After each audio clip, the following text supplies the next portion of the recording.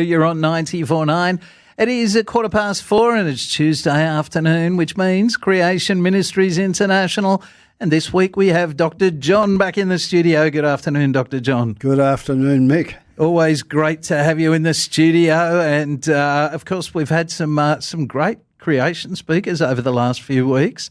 And last week, Mark James. Yeah. Look, I was really stoked last week, Mick, listening to Mark.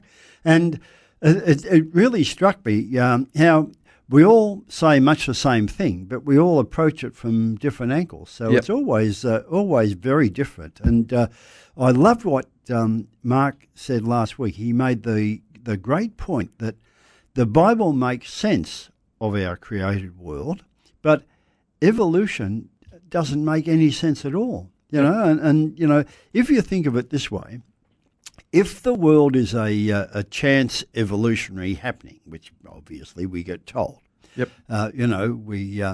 life struggled to begin and then crawled out of the slime, and then it was dog eat dog and survival of the fittest and strongest and all of that sort of stuff, crawling over, bodies to get, all this sort of stuff. Why would an intelligent race evolve which wants to care for the sick and wounded that aren't its relatives? That doesn't make any sense. And, why would they want to care for the planet that they live on? It doesn't make any sense at all. You even said just then, survival of the fittest, the biggest and the strongest.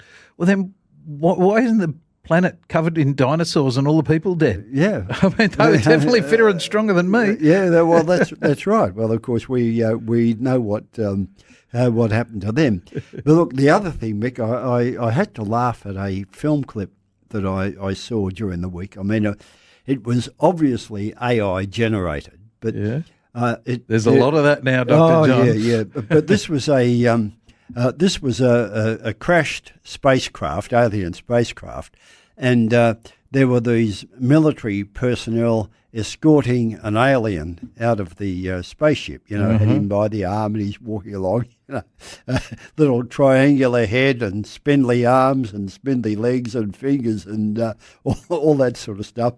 And you call them humanoids. Yeah, humanoids. Yeah. And it always makes me laugh because the only reason that people believe in aliens is because they believe in evolution.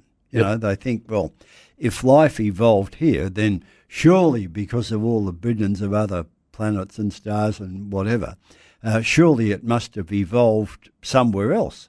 Yep. But why would they look anything like us? Yeah. I mean, if you think about it, if our astronauts have to go to the moon or Mars, they've got to breathe, so they've got to take their atmosphere of oxygen and nitrogen with them. Yep. You see them floating around in the space station, but, if they go out of it on a spacewalk, well, they've got to put suits and helmets and whatever on.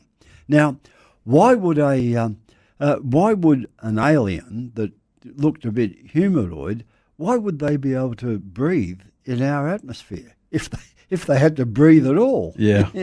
I mean, it just doesn't make any sense. We all breathe because of the atmosphere in the on Earth. Mm-hmm. But what if you evolve like a cabbage or something like that? Why would you have to breathe? So why would the atmosphere on that planet, if they had an atmosphere at all, be the same as ours? It's a very Hollywood thing, isn't it? Oh, yeah. Look, it just doesn't make any sense. And I think it's great that the regular listeners have got the opportunity to hear different speakers because we all approach it from the same thing. And there are so many different areas of biology and science, and they're all consistent, really, with a creation, and all consistent with the biblical time frame as well. And when you think of what the evolutionists believe, the hundreds of thousands or millions of years, they only get them from speculation or personal belief or whatever. They've got no objective way of measuring that stuff. You know, Yep. they use all sorts of questionable dating systems and systems of measurement. The Bible doesn't have any of that. The Bible just tells it how it is. You Yep. know, it just says, you know, the creation was about 6,000 years ago, and the flood was about 4,500 years ago. And the Bible specifically says that all of humanity is descended from the 8 survivors of the flood. It also says that all of the land-dwelling, air-breathing animals on Earth today are descended from the animals in the ark. Yep. Now, you know, we say that scientific observations fit those statements, and I mean, one of the things that we often get thrown at us is, you know, how could all of the animals on Earth, you know, come out of the ark and then distribute themselves all over the world if, you know, if it's only, say, 4,500 years ago? Well, you know, one of the things that we can say, because obviously they must have started from the Middle East. Yep. So how did they get from the Middle East right down to the bottom of South America, for example? I mean, that's a pretty long hike. Yep. But, you know, when you think about the things that have been observed to happen, you can see that it's not at all unusual that it could, because animals can travel, you know, huge distances very, very quickly, you know, and they've been observed to travel on log rafts and things like that, of Yep. which there would have been thousands after the flood. Yes, absolutely. Because it wasn't just a flood, you Yep. know, it was volcanic eruptions, and all the vegetation on the earth was wiped out. And we've actually observed animals floating from place to place on these log rafts. Yep. And some of them have been pretty spectacular, you know, floating islands actually. Absolutely. Yeah, like you see pumice stone all the time on the beaches. That stuff floats. I've seen islands of that on TV. Yeah, look, it's just amazing. And the way that animals have been able to travel, and I'm going to talk about a couple in a minute, but what we believe at Creation Ministries is that after the flood, because the water was so warm because of all the volcanism, that evaporation would have been very extensive, and the ice age, and everybody agrees, well, the evolutionists believe there were multiple ice ages, but they don't have evidence for that. Yep. There certainly was one, and it probably lasted 600 or 700 years, but that locked up so much water in the northern hemisphere that there were lots of land bridges and ways animals could have walked across. Yep. And in fact, we know for sure that was the case because particularly in the Mediterranean area, there's lots of underground cities. Well, not underground, underwater Yep. cities that have been obviously built there when people were able to go there. But then they've been, as the water levels have risen, Yep. they've been flooded since.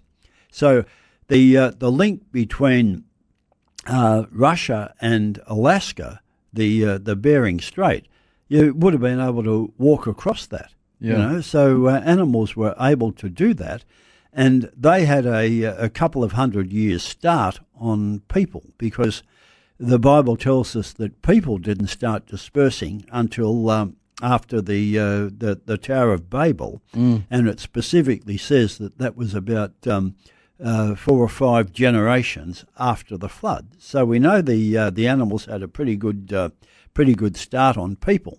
Yep. Of course, once people started to move, then you would have had the same sort of thing happening. People taking their animals with them. You know, I mean, we know that dingoes got to Australia because the Aboriginal people brought them with them.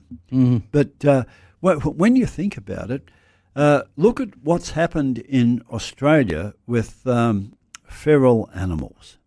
You know, one of the hardiest animals that's found all over the world, and there was an article on Creation magazine about this, is the red fox, which of course we've got here in Australia. Yep.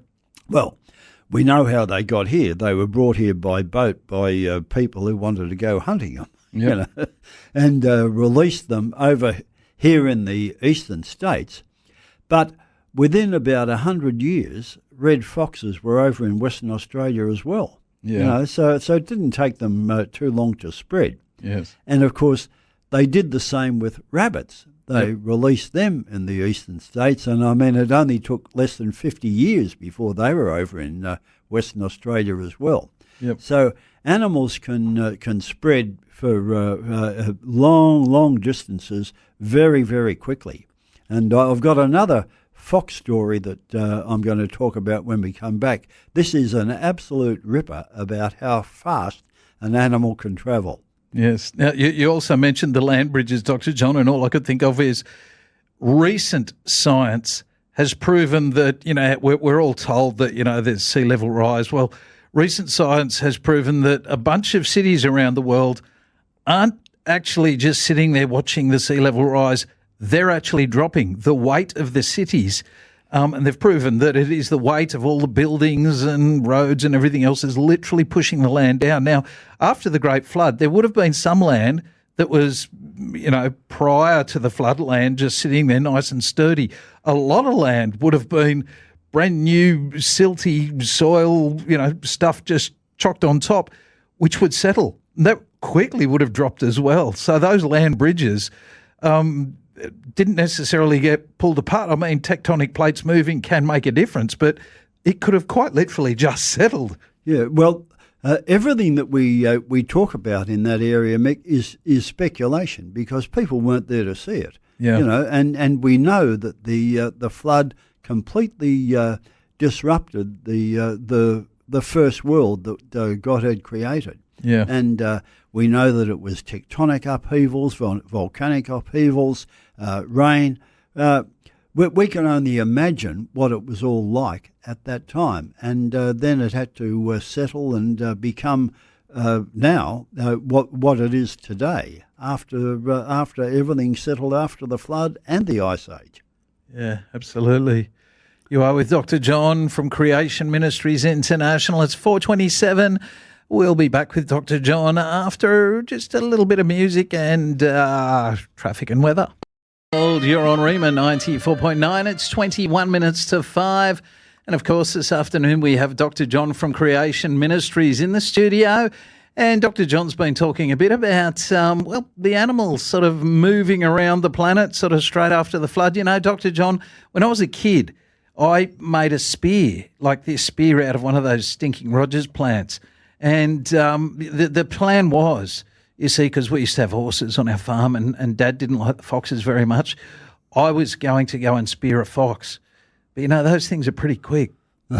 They are, and they do some amazing things. And that was because I'd been talking about red foxes and how they spread across the planet so quickly, particularly Australia, you know, 4,000 k's from east to west in less than 100 years. But this is a real shaggy dog story, Mick. This is a great one, and this is about an Arctic blue fox, a female one, that was released by researchers in Norway. They fitted it with a transmitting device to see how far it would go and where. They really didn't have any idea. Anyway, this fox left Spitsbergen in Norway. It crossed over Greenland and it reached Ellesmere Island in Canada. In Canada? In Canada in 76 days. Now, you think about that. 76 days it got from Norway to Canada and she didn't swim. Wow. Was able to do that on solid ice, you know. Wow. And look, the total distance covered, I mean, in a direct line it wouldn't have been this much, but, you know, up and down, she covered 4,400 Ks in 76 days. Wow. An average of 46 Ks a day and on one day she covered 155 k's. Now, that's Sydney to Newcastle. I can see all this on the tracker. Wow. Yeah. And the researchers were so amazed that they first thought the fox had to have been shot by a hunter or something and shoved on a boat. It was in the back of the car. Thrown on a boat or whatever, because the transponder was still transmitting. But no, she did it all herself. And sometimes she only travelled about 10 k's in a day, and they thought that might have been because she'd killed a rabbit or something like that, some food source. Yep. But I mean, what an amazing thing to travel Absolutely. from Norway to Canada, in 76 days. One animal. Yep, and a little one too. Yeah. Smaller than my knee. And look, if you think about what we've observed in Australia about the way feral animals have spread throughout the country, Yep. pigs and goats and camels and horses, it's just amazing how they covered this country, to say nothing about cane toads, Yeah. and we talked about foxes and rabbits. And I mean, the economic cost to Australia has just been enormous. But look, if somebody asks a question, obviously it must have been 2 kangaroos, right, on the Ark. So the kangaroos got off there. They've made it to Australia. Why didn't they go somewhere else? They have been found fossilised on the transition in through Asia. That they must have got to Australia. You do have tree kangaroos in PNG. Yep. So they must have got to Australia, presumably crossing a land bridge from PNG here to Australia, and then the water levels rise, and no more can come, and And I guess if they went to Africa, the lions would have eaten them. Yeah, well, they didn't have any predators here in Australia. Yeah. But look, I talked previously about those floating islands too that they could have. There've been floating islands that have been observed with 10-metre high palm trees on them. Yes. Yeah. And these are from even evolutionary secular sources, and some of the ocean currents that they can float around on can travel at maybe a couple of knots or something like that. And yep. It's not impossible for islands like that to travel 80 k's in a day or 1,600 k's in about 3 weeks or something like that. Yeah. So really, the ways that animals have been able to spread around the world has been remarkable. Yep. And the same goes for people. Okay, we know the dingoes got to Australia with the Aboriginal people who. Well, we presume they got here by boat. They might have walked across from PNG, but they could have got here by boat. Yep. But you think of what the Pacific Islanders have done. Yeah. The Maoris got to New Zealand, and they weren't the first people there. Yeah. And the people who got to Tonga, they weren't the first people there. So, what an amazing feat. To travel those distances, just in canoes, navigating by the stars, absolutely amazing. Yep. Okay, we know that in our culture, we have studied the stars for navigation. The British and Spanish navies were pretty good navigators, Mm-hmm. we've got that incident in Australia of Captain Bligh and the officers from the Bounty who were cast adrift in an open boat in Tahiti, and then they made it here. Yep. That's a remarkable feat, and I think the way people and animals have travelled throughout the world, and we now know, of course, that it's all consistent with them all being, particularly the people, descended from the people in the Ark, We know that all people on the face of the earth have got one female in their ancestry, the one that we call Mitochondrial Eve, and we know that all men have got a Y-chromosome that traces back to one man. Yep. You know, I mean, they call him Y-Chromosome Adam, but Noah and his boys had that same chromosome, so it goes back there. You know, Interesting that science still uses the names Adam and Eve, doesn't it? well, yeah, because they must, because they're the only named ancestors. Now, they don't believe that they were the biblical Adam and Eve, but it is just amazing that scientific discoveries, and we're talking about the mitochondrial DNA and we're talking about Y chromosomes, scientific discoveries demonstrate that what the Bible says can be true, and I think that's absolutely remarkable. It is. And, if people want to hear more stories like that, they simply need to go to creation.com. There's thousands of stories like that, all showing how scientific research demonstrates that everything we discover is consistent with what the Bible says. Amazing. Absolutely. Yes. Well, thank you, Dr. John.